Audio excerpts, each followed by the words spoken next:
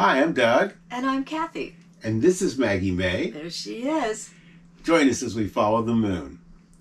Now, when we showed you our last video from saguaro, one of the things was, that I had said, I thought the only place you'd see saguaro cactus was at Saguaro National Park. Yep. Well, the same thing with Joshua trees. Yeah. So today, we're going to take you to Joshua Tree National Park, which we visited in May of 2023. And we weren't able to air that video at the time because we weren't allowed to air videos that were filmed in national parks. However, that law changed at the end of last year. We filmed while we were there, shared it with family and friends, but we're bringing you the video now so you can enjoy our time there also. So with that, sit back, relax, and enjoy. Thanks.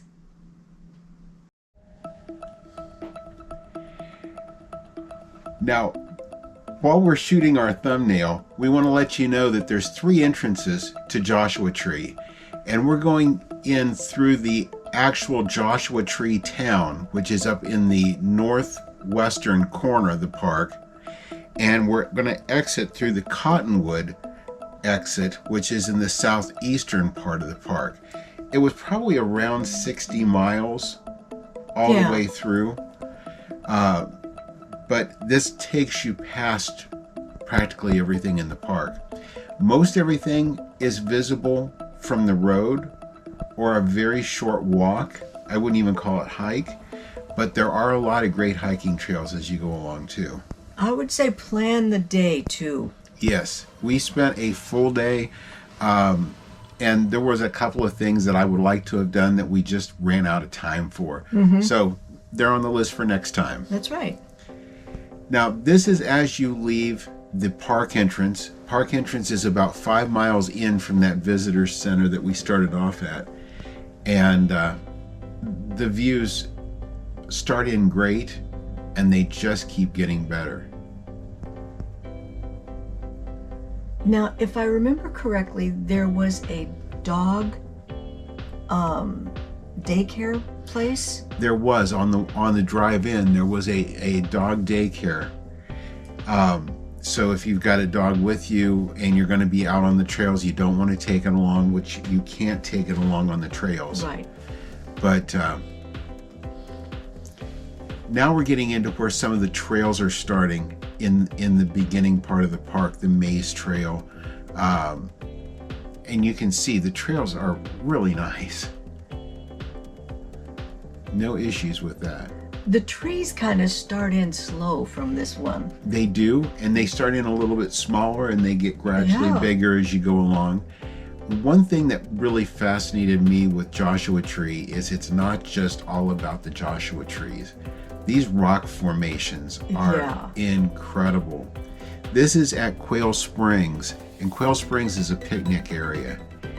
And you've got that kind of stuff going on right there in your picnic area. It's just amazing. Roads are all really good. Oh yeah, and lots of pull-offs. Yes, lots of places that if you're putzing through a little slow like what we were, you can get out of others' way. But the plants, they're budding, and there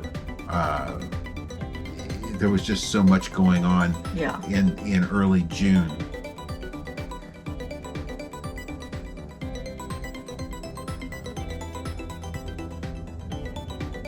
The morning started out chilly, and it warmed up as we went. It did. This area is called Hemingway.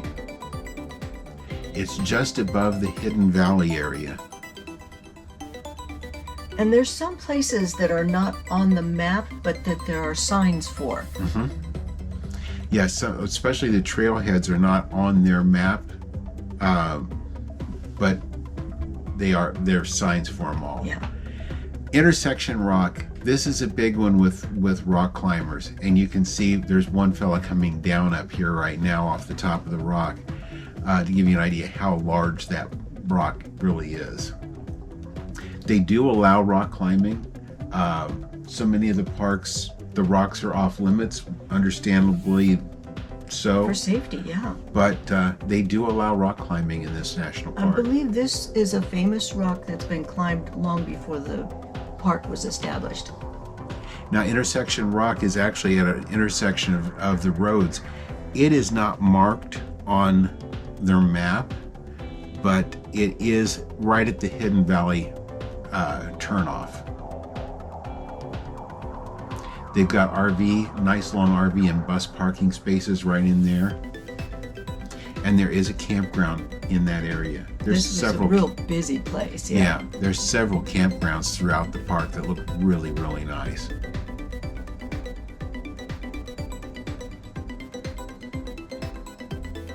Now that gives you an idea. Cathy is standing under that tree. Gives you an idea how big these Joshua trees do get. Now just down a short side road there at Intersection Rock are the trailhead to Barker Dam and to the Wall Street Mill. Unfortunately, we didn't have time to go through those hikes, so those are on the list for next time.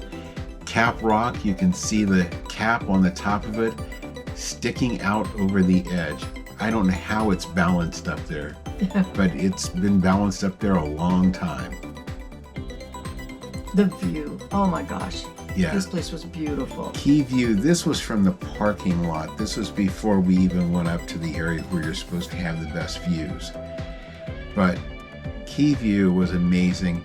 This is a concrete walkway, no steps, so it is handicapped accessible, and it's just a short loop that goes up here to an observation area. I think there's actually 3 or 4 observation points along that. And this is what you see. Like I said, not to take anything away from the Joshua trees, because they are absolutely amazing, but there's a lot of very strong co-stars to this show too. Absolutely.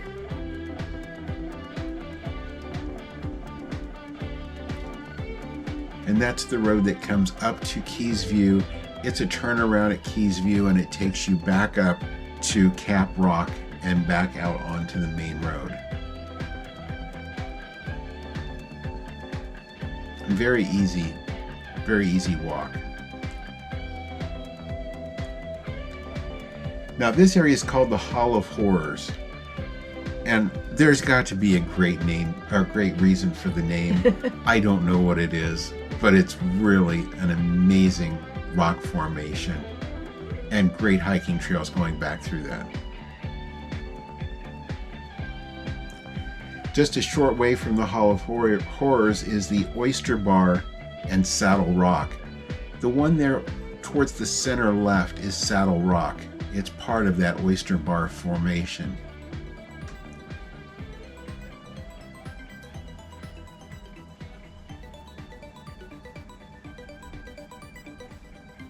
These rock formations they are just incredible.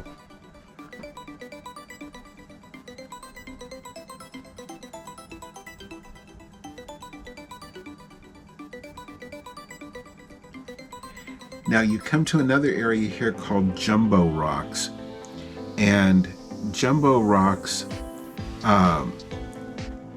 again, just a really neat formation. The one right after that, Skull Rock, is the one it seems like everybody wants to get their picture with. That's quite the popular place, yes. Give you an idea there of the size of it. And there was just no way of getting a picture of the rock without people there, because everybody was there to see it and get pictures with it. Cathy's clear up on the top of that one on the left getting pictures. There's an arch back there in the background that when you go to Skull Rock, be sure to look behind it and you'll see that. Just down the road is Split Rock, and obvious for its name, that rock has come tumbling down, landed on this other rock, and it's split it. You can see daylight through it.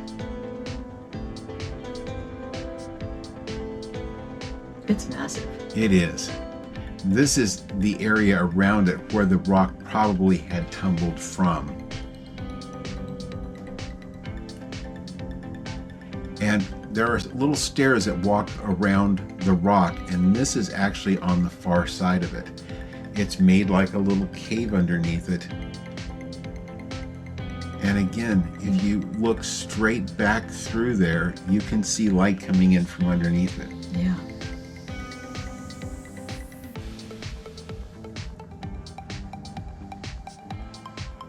This again is one of those little areas that's a turnaround, goes right back out to the main road.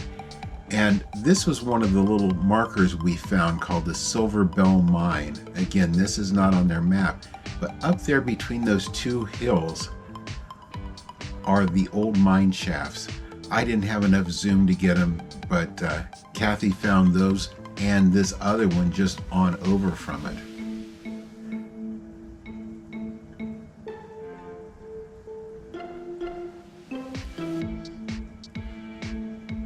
The view continually changes in this park. Sometimes the rocks are more like normal looking mountains. Sometimes they're just stacks of boulders. But this area, the Cholla Cactus Garden, is filled with these Cholla cactus. They sometimes get called teddy bear cactus or jumping cactus because if you get very close to them, they will attach themselves, and I guess it's very, very painful. They do have warning signs posted here. Stay on the trail, do not get too close to them. It's for your own safety.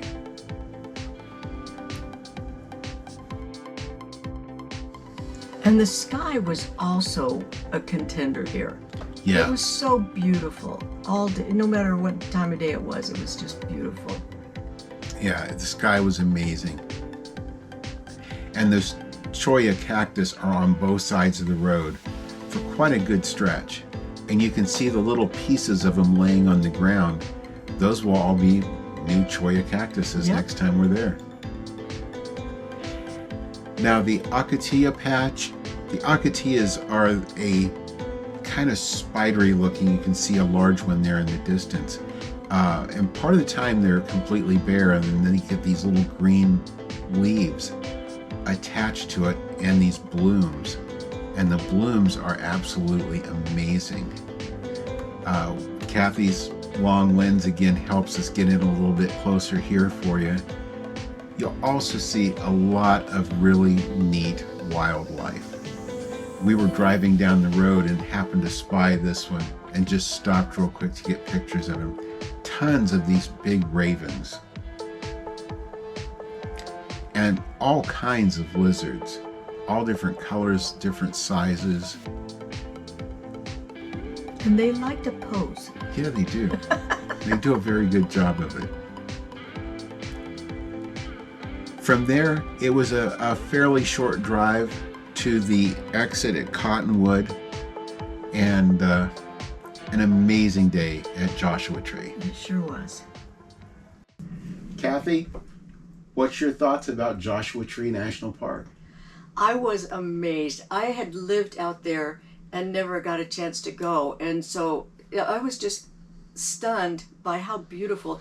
And it wasn't just the trees, it was the rocks. There were rock climbers, campers. The whole area was really just beautiful. It really was. And again, it wasn't just the Joshua trees, but the cactus and everything around them. It was incredible. Yes, it was. Definitely one of my favorites, I think, of all of them. Absolutely. With that, if you've enjoyed our video today, leave us a thumbs up. We appreciate it. And if you haven't already subscribed to our channel, watch for the dot at the end of the video. If you tap that, you can also ring the notification bell. You'll know when every one of our videos come out. And thank you for following us as we follow the moon.